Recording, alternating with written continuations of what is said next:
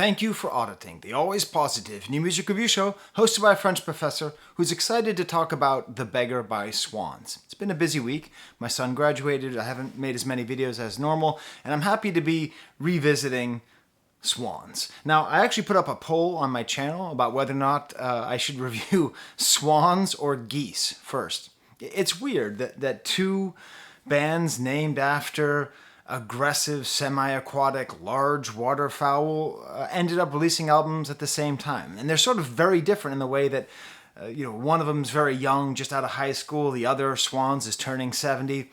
And they both represent different stages of New York. Swans, in a lot of ways, represent to people, I think unfairly, I think it's reductive, but still the kind of junky art rock, no wave, post-wave, wave scene of the 80s. And Geese represent the post-Strokes, post-Giuliani, hipster, extreme wealth, privilege, and trust fund era of the 2000s after. So when I put up this poll, Swans crushed Geese. Absolutely crushed it, like 80% to 20.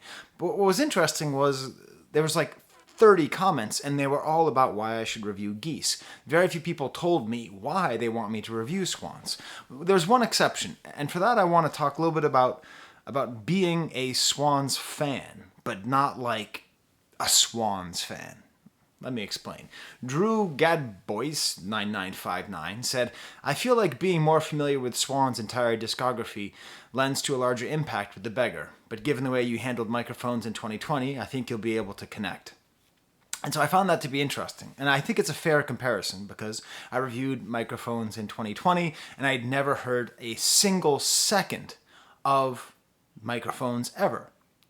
And I'm not quite there with Swans. I've been a Swans fan for 30 years, Now that I think about it, my friend Keith, lead singer and guitarist to my band, he was a big fan of Swans. And so for 30 years, I've been like a fan, but not a fan. I don't buy all their albums. I've never seen them in concert, which is totally ridiculous of me. I listen to them less than I listen to the Beatles, but more than I listen to the Beatles solo albums. I have a favorite album of theirs, Soundtrack for the Blind. I have a bunch of their stuff, These are all the Swan CDs I have left. People must have stolen them. I must have lost them. I don't even have my copy of Soundtracks for the Blind anymore, which is annoying. I ended up actually getting more into the solo project, Angels of Light. I think they're the darkness and the gothness of Swans and the sort of eternally repeating themes of putrescence and blood and God and Jesus. I found this to have the same nice, engaging darkness and soundscape of Swans, but it felt a little bit lighter. But still, despite the fact I've listened to a lot of Swans, the Drew Gadbois point really does stand. That I'm coming to this album having missed out on all the lore. And this feels like a lore album. Even more than that, it feels like a goodbye album. And I've never even really properly said hello to the Swans. Now, I am going to be making a video soon. I found this mixtape that I made back in 1995. And I wrote out everything. And I actually have a Swan song on here. I think this shows pretty well what kind of Swans fan I was. If you look there, I say, "Little Girl Like Laughing" by the Swans. Now, I've looked into it and discovered that that song is actually called In. And it's off of one of their albums. I forget which one. But I liked that song, but didn't even know that it had a title. I just thought it was funny the way the little girl laughed.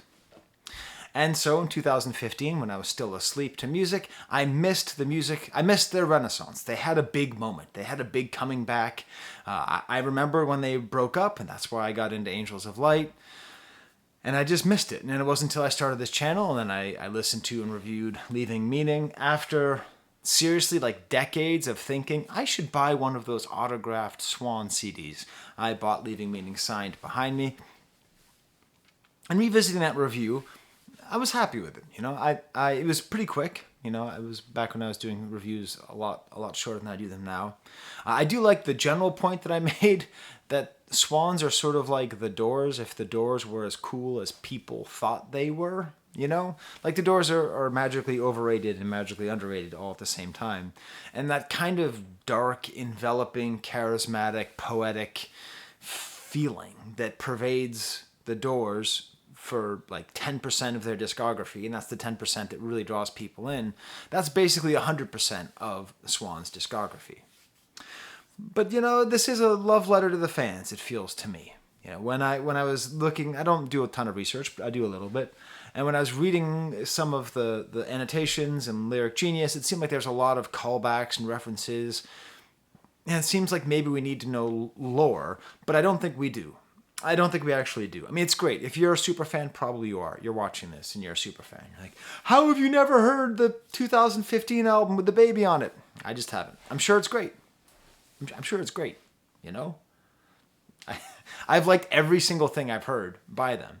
But you don't need to know it. This album is a perfect entry point to Swans. Because the coolest thing about Swans, is, yeah, the guy is 7 years old. You know, and I just did a whole video attacking baby boomers, and we didn't start the fire. But as one of my favorite Patreons, Matthew Brown, points out, boomers are not a monolith. And Billy Joel and Michael Gira of Swans are in the same generation. So just kind of put those things together. And they were both making music in New York in their 80s. What if Billy Joel and Swans performed a song together? I think it would sound a little something like this. So their music is completely timeless. Truly, if you listen to something of theirs in the 80s or 90s, or 2010s, or this, in my opinion, there's no difference. They are just the same. And that's probably because Jira's voice is so strong. This is the point where someone in the comments tells me, it's pronounced Jira. How do you not know that? Fake fan. So they are timeless to me. And I have always enjoyed that. I've always enjoyed that when you just put on anything by M. Gira, it doesn't really matter. Just throw it on. It's almost atmospheric in that way. But this album is very concertedly a death album. So I don't know. Is he sick? Hard to tell. Appears as though he's lived a rough life. If it turns out that he has some kind of terminal disease, everyone will go back to this album and say, he was telling us all along. But I don't think that's actually the way to think about it. Great death albums are not always released at the time of death. Sometimes they are. You know, Black Star by David Bowie is an easy comp, I think, to this album. This album feels a lot like Black Star, except without the certainty of death. But Bob Dylan released maybe the best I'm About to Die album of all time, 20 years ago. Okay? Time Out of Mind is this beautiful album. It's not dark yet, but it's getting there. And you just feel it. And you feel the cold hand of Mr. Death on his shoulder. But then he took his hand off and just screwed around and took Prince instead, you know? Like, that is an album that is a good example. So maybe M. Gira will die in 10 years, 20 years, 30 years. Who knows? Maybe his body will be as timeless and everlasting as his music. But still, the considerations of death, the meditations on death, here are very real. And it's obviously, you know, if you listen to albums like Love of Life, it's infused with death or whatever, you know, Children of God, it's all infused with death. It's all death and decay and decomposition, but it gets real when you get older. So that's why I'm calling this review Swans Are Dead. It's also a reference to their live album, which I enjoyed very much. If you really want to, if you're new to the Swans and you really want to just try yourself for some of just their best, most just discordantly rockin' music, listen to the song Yum Yab, the live version of Yum Yab Killers off of Swans Are Dead. It's just great.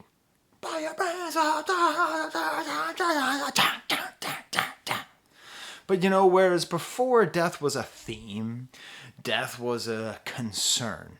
In this album, there's a hopeful aspect to it, which is morbid, which is that death is a release. In this album, it feels like death is, to a certain extent, welcome. And it has to do with a sort of strange, not trilogy, what's that term that they use in Christianity all the time? With the three people who are in one? The Trinity. There's a strange Trinity here. Because it's unclear who me and you are. All the way throughout the album, he's constantly saying, you do this, I have this, you are that, I am that. But the I is sometimes not I, and the you is sometimes not you. Okay? Like, it's very unclear who these pronouns refer to. And I was initially thinking it was just him and death. But I think there's this other aspect, this third part. So I do think it's a conversation between him and death, often. But the other part is what I'll just call decrepitude. Decay. But it's like physical decay of death, right? Of age. And I'll tell you, as someone who gets older, it is weird. It is weird. You reach a certain point and you look at yourself in the mirror and you see reminders of death. And you're just like, because that's what wrinkles are. Wrinkles are reminders of death. The loosening of skin due to gravity is a reminder of the weight that is pulling you 6 feet underground. Okay, that's just what it is. All right, I know it's about beauty and all, but it's all about death. Okay, so it's this decay and decrepitude, but paired with this decay is a kind of moral decrepitude that is in here, this sort of sense of weakness. I mean, it's in the title, The Beggar. It's in this sense of just there's this febrility. Is that the word for feeble? I think it's febrility. It's really death, age, and febrility. The soul, the body, and human weakness. You know, that's another way of thinking about it. That's this other trinity that's in here. The soul, the body, and the human weakness. And the body is failing the soul, and the human weakness is attacking the soul. And how is the soul, the spirit, going to get out? Now, all that's great and cool, but you don't have to know all that to enjoy this album. All Swans music is perfect music for a road trip, in my opinion. It's got pulsing atmosphere, dark, the kind of music where if you're driving through Wyoming and you look out the window and you see the just hours upon hours upon hours of just mountains and farmland, and you can just drive and listen to Swans, and it's great. Unless you're driving with my family. My family gets bummed out by this music. Dad, can you change this death music? That's all right. But it's great because it's sparse and it's rich all at the same time. You know, there's this cavernous feeling while also a certain ornate desire to layer things really nicely. It's very clear. Part of what makes MJ and Swan so interesting is that they're on their own label, Young God Records, and there's no A&R. Okay, there's no overweening producer trying to, don't hear a single. There's no singles. There's no nothing. There's just 10-minute songs and 45-minute songs and 8-minute songs. And in a way, this album, how much I enjoy this album is directly correlated to how much I am thinking about reviewing it. Because this album is a slog to review. 2 hours, Michael? God damn, I have a life to live, I can't think about all these minutes. But listening to it, it's great. It's just a total joy to listen to. So my suggestion for listening to this album, don't be a music reviewer. So here we are in this album where the ageless are considering death and the hopeful release of death. And all of that put together arrives at this central problem I often have, which is how do you pick one song as an example? I try to do that. I try to go into one song really deeply to really help you understand what an album's about. All the vibes on the album are basically similar, kind of dark and scary with these themes of parasites and death and uplifting and weird and slow, but punishingly rocking, kind of all these things all at once. So why not just go with the title track, The Beggar? Before I talk about that, I need to promote myself better and more often with some consistency. So this is my mug. It's the only piece of merchandise that I have. It's based on the Kafka poster. Kafka-y. So also there's a little secret trick on all my videos, even old videos. You want to go back and watch old videos? If you type in the letters AVAA, standing for awesome video as always, I will give you a heart. Guaranteed. Never missed, I don't think. So see if you can catch me. See if you can catch me leaving that. I do love comments. I do read them all. Please smash the like bucket. Please subscribe. If you know a Swans fan, say, hey, look at this guy. This guy's been a half-assed Swans fan for 30 years. Here he is talking about this new album. I still call them the Swans. Okay, so let's talk about the Beggar. You know, starts off with these like ringing and metallic guitars, a lot of very sparse guitar work on here. It's a little bit more up-tempo than a lot of the album. This ride cymbal is kind of pulsing. Guitars are far away and kind of clanging. The bass kind of plays a simple one note for most of the time, just kind of bouncing behind the guitar. As the first verse goes, it gets more intense with more and more layering, bells and drums and more layers. But as it is with a lot of this album, the music is mostly an excuse for the words. And I feel like, and I don't know, but this album was prompted by having an old body looking back at you in the mirror. You know, my father was much older than me. He was 37 years older than me. And he told me about how difficult it was when he was in his 70s and 80s looking in the mirror, because he sees himself at 30. Like, you basically freeze your perception of what you look like at around 30, you know? Maybe the hairline will change a little bit. Maybe there'll be more wrinkles, but roughly around there. And at a certain point, your body kind of just cashes it in, you know? And he said how difficult it is to see something that is so far from how you perceive yourself. So who is this beggar? Is it him begging death to spare him? Not at all. I think what the beggar is his spirit, his soul, that is kind of stuck in this decrepit human body. I think that's what it is. It's somebody begging to live in this body which is hurtling towards death. I am sick of chewing at your heels. I am sick of licking up your spit. What if I keep the power I give you? Will I then decide to live? So I feel that the I in this song is the beggar, is the soul, trying to get out of this ever-decaying body. The mud is sucking like a womb. So he's talking about like death is sucking like a womb.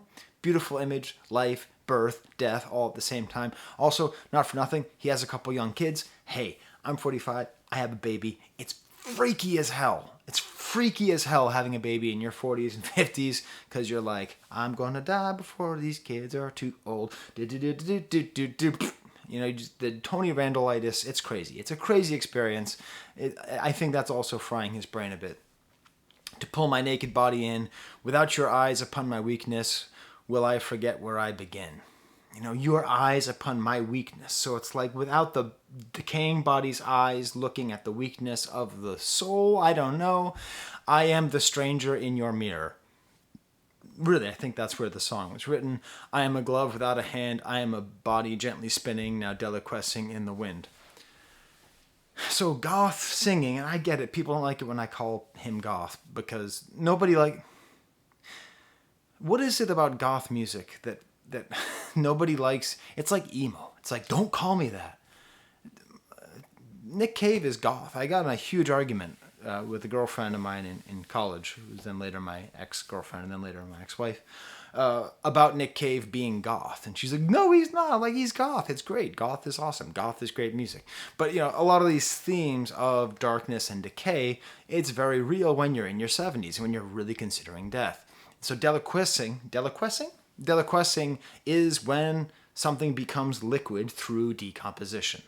So the body is not just rotting away, it is decomposing.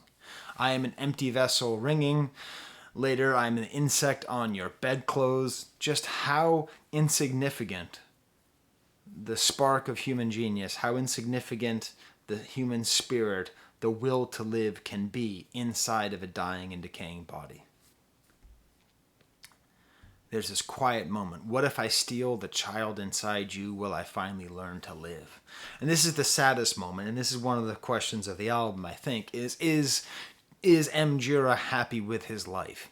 Has he led a good life? Is he seems to be questioning that. Like, has his soul and spirit ever actually lived? Gets a little bit almost electronic at certain points here. Again, feels sort of like The Doors in a very cool way. The guitar gets more and more clashing and crashing. We get this badass part. It's like a call and response thing where one guitar will play something with single notes, and then right after, someone will play the same notes with a guitar with the slide, tones back down. It repeats the A part, but now the vocals are doubled. And again, we're just pounding through these lyrics. We're just creating a bed for him to write this poetry. They know the purpose of the wind. In every soul there is a craven, supplicating, begging shit, but my objection leads to freedom. So it's even more. That's what I'm saying. This is that third thing. This is that third thing that is in this whole trinity of the human. That not only is there the soul who's trying to live, but there's a supplicating, begging shit. So maybe the supplicating, begging shit is the soul itself. Maybe there's just two things, and that's the way he envisions the human spirit, as a supplicating, begging shit. Oh my God, that's it. There's not three things. My perception of the soul and the spirit is glorious and wonderful, but I think that's not what he's saying.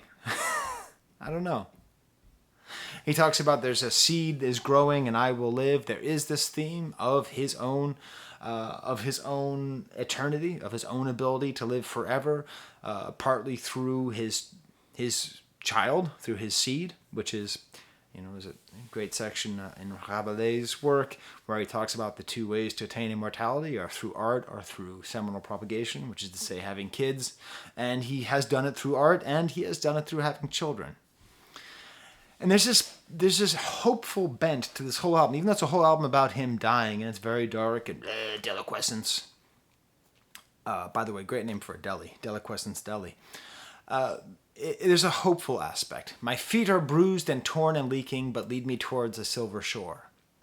So he's using all the goth terribleness while essentially making a gospel song. Lead me towards the silver shore, oh Lord, oh, lead me to a silver shore, where they're dancing and they're praying and they're loving in our Lord. Take me towards a silver shore, oh Lord. Look it up. That doesn't exist. I just wrote a gospel song. It's called Take Me Towards a Silver Shore. The point is, that's the contradiction that exists in this album. Before I go there, sing a prayer, into my palms beneath your chin, I am the slaughter at your altar. That's where my will to live begins. So, the begging, pathetic little shit of a soul is what is sacrificed at the altar of the body, and that's where his will to live begins. Very complicated stuff. And it kicks in hard at the end. He does these yelling sounds, and I want to really emphasize how this album is 2 hours long. This album is 10 seconds long. You take the part where you hear him moaning. He does not sound cool at all. There's a lot of yelling and moaning and all throughout Swans' music. And it's all badass and dark and grueling and metal and but no, here it's like I stubbed my toe, son of a it hurts. Like his wail, he is giving a death scream that sounds pathetic. It doesn't sound cool at all. It actually, I just watched The Room, the 2003 comically bad movie by Tommy Wiseau, and there's a whole bit at the end where he's like screaming in pain and agony at the end of the movie. I'm not going to spoil it, but it's a very dark scene in a very silly movie. But it's the one part that everyone's laughing at that I don't think is that funny, because there's a lack of actorliness in the way that he's screaming that feels the way you actually feel when you are screaming in desperation.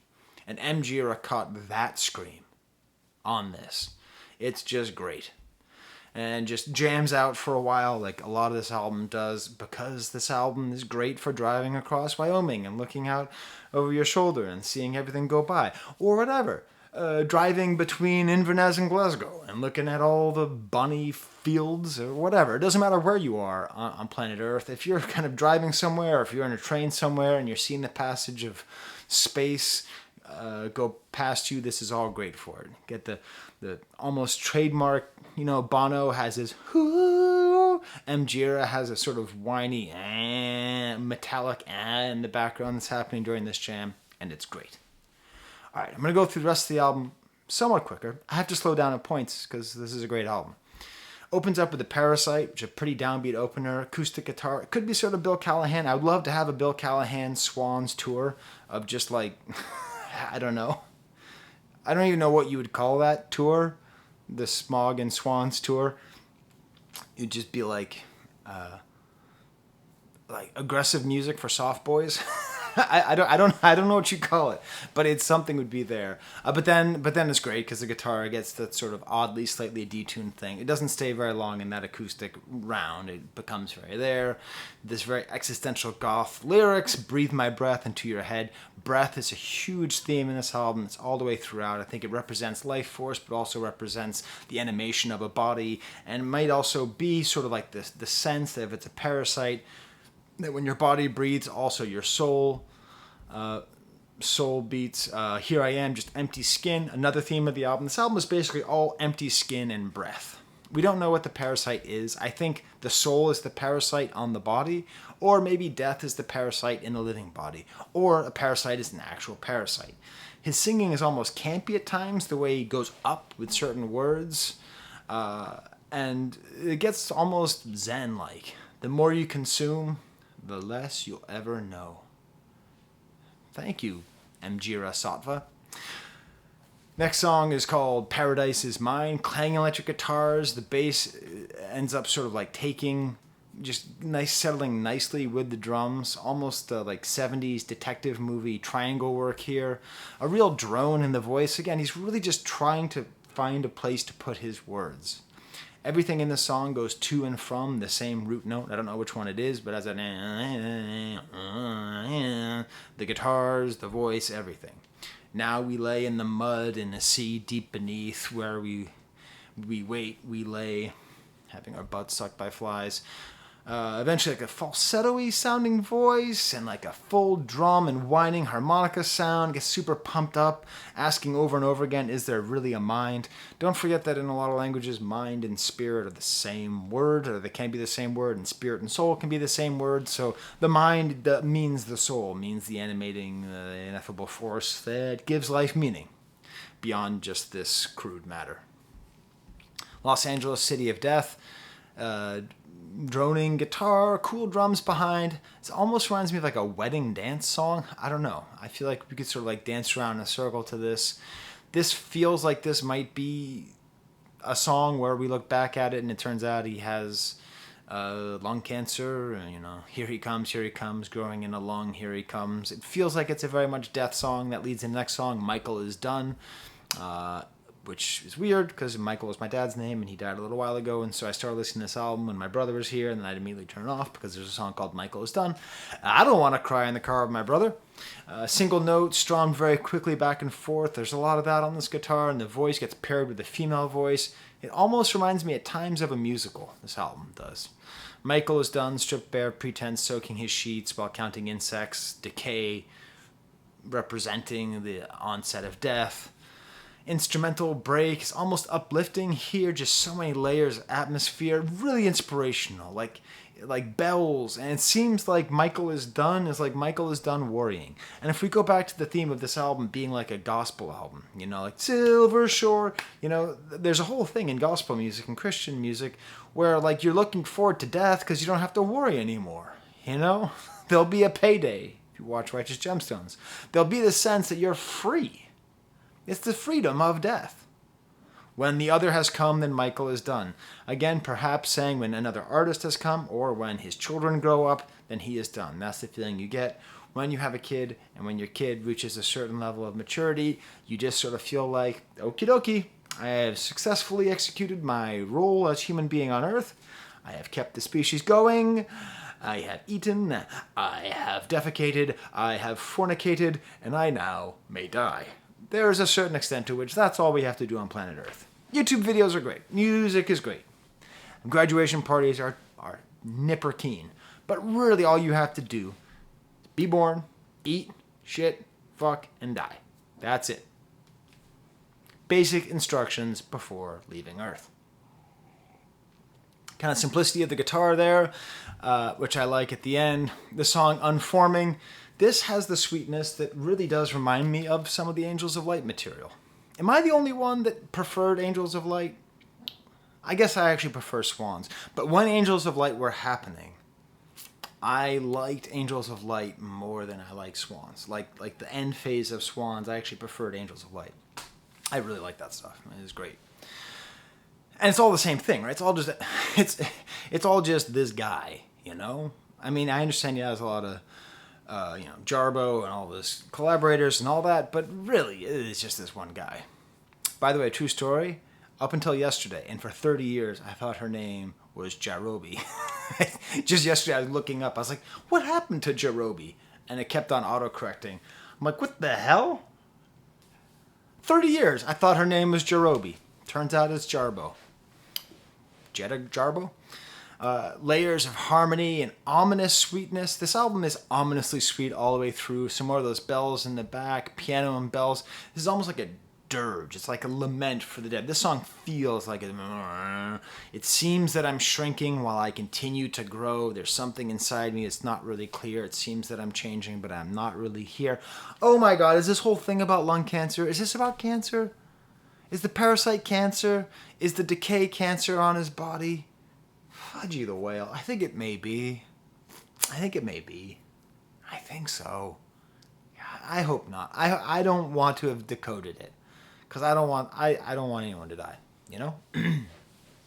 So, but it feels like that may be the crumbs that he's leaving behind. Then we get the second verse. Look out, world. I will disappear, who cares, who knows, where I've been, where I'll go. My true name was written in the water and snow. So this, okay, he's leaving us a little breadcrumb here that he wants us to think about Keats, the English poet.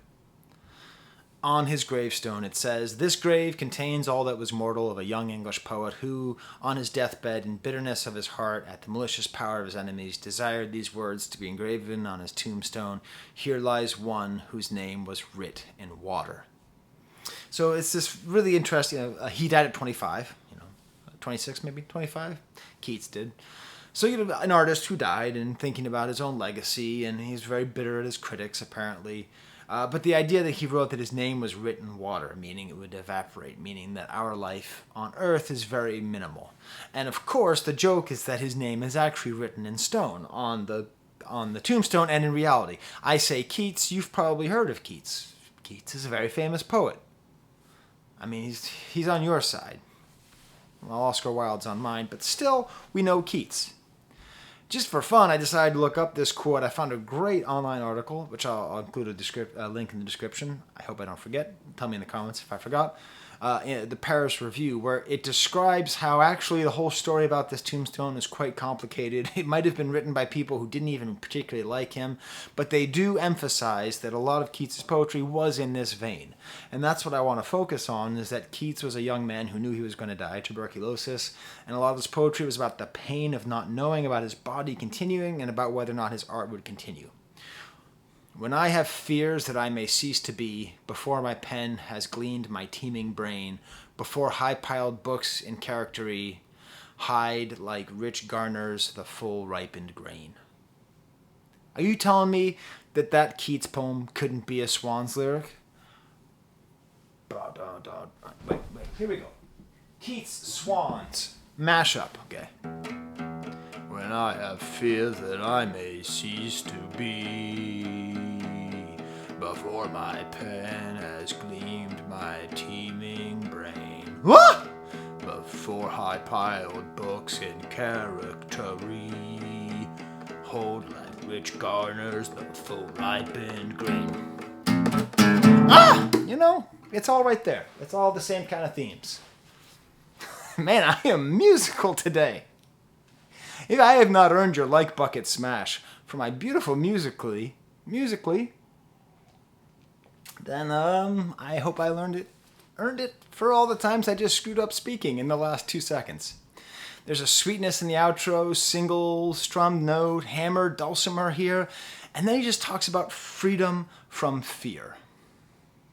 So this is that release of death, because the release of death is the thing that releases you from fearing death. I don't know about you. Me, I basically live my entire life worrying about death. I can't. Some people think about death and they go, well, no big deal. It happens to everybody. And when it happens, I won't know. So it doesn't matter. That's true. That's true. That's true. But me, I can't go to sleep at night unless I have a podcast to my ear. Because if I have a podcast to my ear, then I'm thinking about whatever it is they're saying on Pod Save America or the Shining podcast or Baseball Today or whatever the hell it is. Because if I don't, then I'm thinking, hey, when I don't exist anymore, I won't exist. Whatever I am just is not here anymore. It is as though it was never there. And that fear is terrible. So, freedom from fear.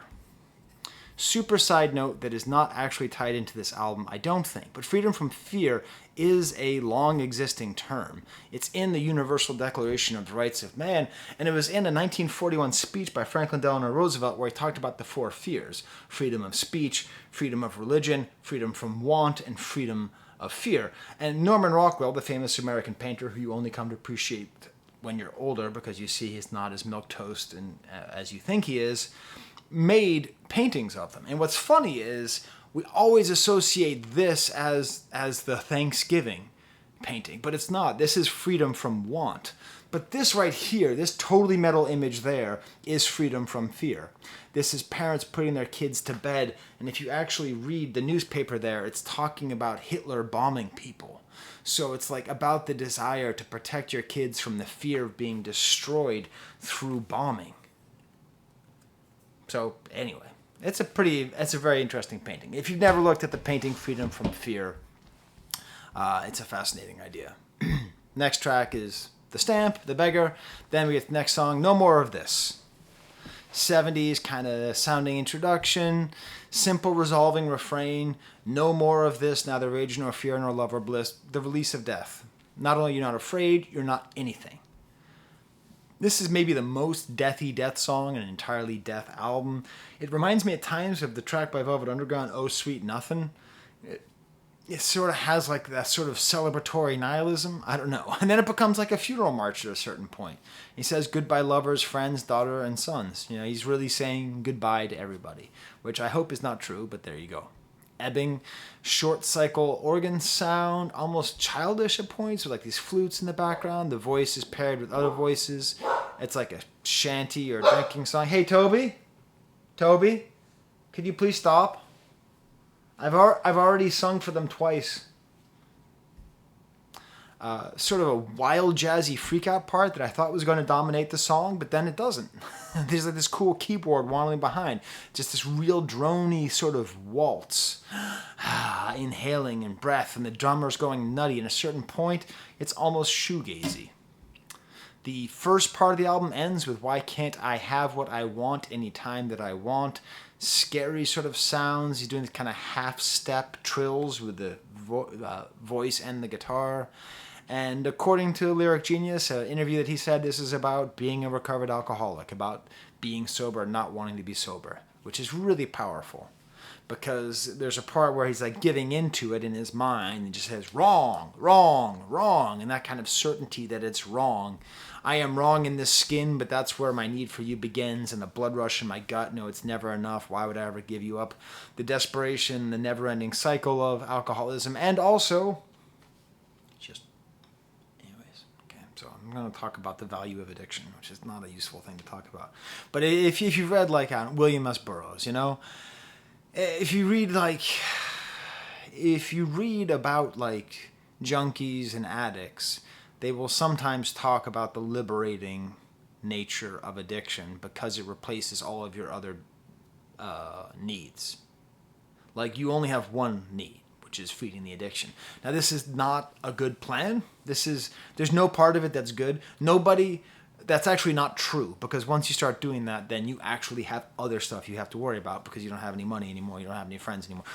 It creates a lot more needs, but theoretically, it has this sort of purifying, it reduces you to a sort of animal state, which some people think is better, theoretically. In practice, you're not an animal, you're a human being who's just really hurting people around you. So, If you ever start having romantic conceptions of addiction, understand that all you're doing is destroying your friends and family's life. You are kicking them in the teeth every single second of your life. So you're not some cool renegade. You're just being an asshole. So, that being said, sympathetic towards addicts. Hope you get better. But I want to just take that whole kind of romantic thing I just put forth and do a counter bit to it.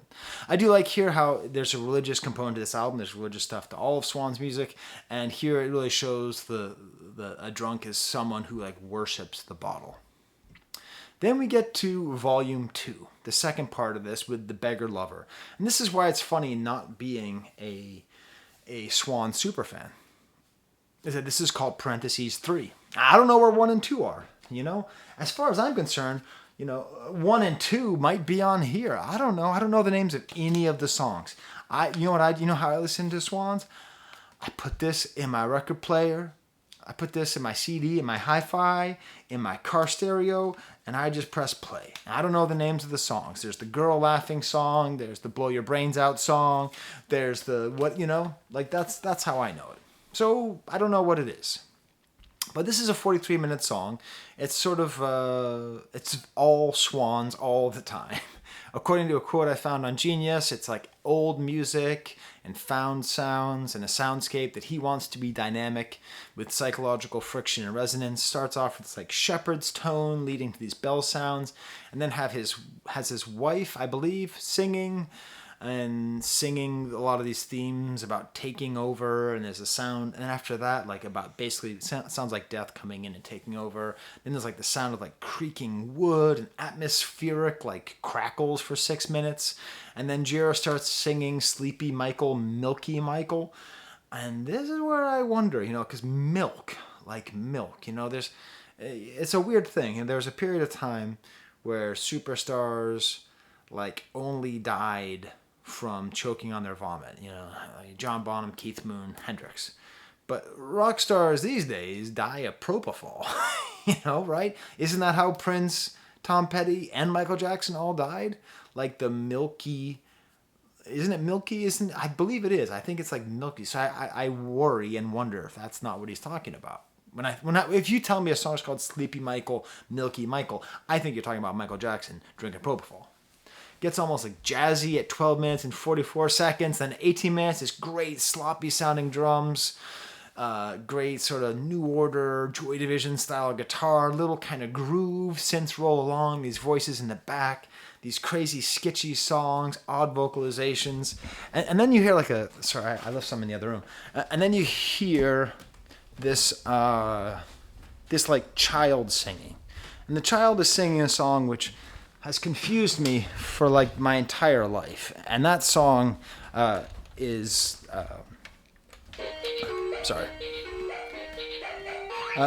that song is This Old Man. So if you don't know the lyrics, this old man, he played knick-knack on my thumb with a knick-knack, paddywhack, give a dog a bone. This old man came rolling home. And that's what they're singing. This is the melody as it's sung by children.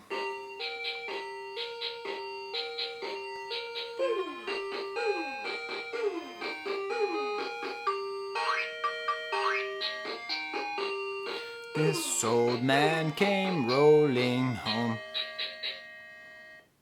So, this is my Radio Shack keyboard, by the way. This is a great toy. You know, like that kind of fun, childish melody. But a lot of children's songs are weird and nasty and mean and scary. Rockabye Bagel on the treetop. Rockabye Baby is another great example. Ring Around the Posy. But I love this because it's a little kid singing about this old man coming home. And hey, I hate to tell you, if you're older than 40 when you have a baby, that baby is going to have an old man as a dad. It's just going to be. I was a young dad. I was a young father. In my mind, I was a young father for 2 of my kids. For my 3rd kid, I feel like I'm going to be an old man. Okay, and so it's a sort of ominous sound here. The guitar plays jauntily after that, great drum bit, the voice is haunting and cool at the end, and he's singing, and then it fades out. What the hell? Why would you fade out a 43-minute song? Just That's the one thing I don't get. That's the worst part of the album. A fade out? You're going to be so indulgent that you're going to put a 43-minute song on an album and then you're going to fade out? The whole thing ends with the Memorious, this is the most kind of old style Swan song. I say their music is timeless, and it is. I don't think that listening to Swans from 1988 is meaningfully different from listening to Swans from 2023. Okay? In the same way that I don't think listening to Neil Young in 2022 is meaningfully different than listening to Neil Young in 1972. Okay? There are differences, but I don't think the differences are that meaningful. Okay, in terms of just this kind of timeless quality and atmosphere that's able to be established through songwriting and voice. Okay, but this still sounds more like his older style. These aggravating guitars intertwining, odd yelling in the background. It reminds me of that little girl laughing song. Kids laughing, and the snares on every beat. That's reminding me a little of that Yum Yab song, which I was talking about earlier. Just a very aggressive, unsettling snare work. But then the song itself is actually sort of a Woody Guthrie style song. It's like a working class dirge about working in a mine. Apparently, according to M. Jira's life, I had no idea of any of this. He worked in a copper mine in Israel, and about how it gets everywhere, breaking hands, marking time, sucking dust, sweating copper tears that are sent up in buckets to the crust. So he appears to be sort of thinking about his life. I read on some source online that his net worth now is $15 million, which is just why you can't believe anything on the internet. How in the world, how many records is he selling to be $15 million? That didn't seem likely. But still, he's probably free from want. He's probably capable of living this life, of having his kids and having them more or less set up for the future if they want to go to private college, you know? And so it's interesting having him look back on this. And if this is the end of his life, if this is the final Swan song, no pun intended, but pun inevitably made, then this is an interesting example. He talks about the square that opens up to the sky, and a lot of this album is about being sucked into the earth and then being free, and then this is when he was sucked into the earth and was enslaved by this need to work. I read some interview with him from a couple years ago where he talks about how he doesn't like biographical readings of his work. He says, I find that selfish, trite. I'm not the Charles Bukowski of music. The words aren't about me. I'm trying to make something bigger than myself, which I love because I've read Charles Bukowski. I actually have Post Office on my bookshelf. I enjoy Charles Bukowski, but I dislike when people love Charles Bukowski, if that makes sense. I feel the same way about Tom Waits. I like Tom Waits. I own Tom Waits albums, but I dislike it when people get really into liking it. There's a certain, I'm so drunk and annoying, aren't I interesting, that goes into that kind of personality. So I like that. Because he's not Bukowski. He's Keats. That's the writer he's telling you he wants to be. Just a great groove and layers and vocalizing. And, my final notes on my I don't have a script, I have notes. The final words on my notes were, Swans are forever. And I think that's true. I think the Swans are forever. I think their music is timeless. And hopefully they will continue to make music here on out. I have my Patreons. I haven't shown them in a little while. I apologize. They help me to buy music. You see, I have Leaving Meaning back there. So that was because my Patreons gave me money. So thank you for that. I don't think I'm going to buy this new album because my family gets too aggravated listening to Swans. So I'm just going to keep listening to it on streaming. I prefer Tidal because it gives more money to the artists. But, yeah.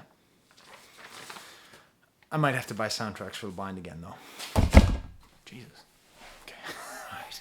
Till next time, there's the camera.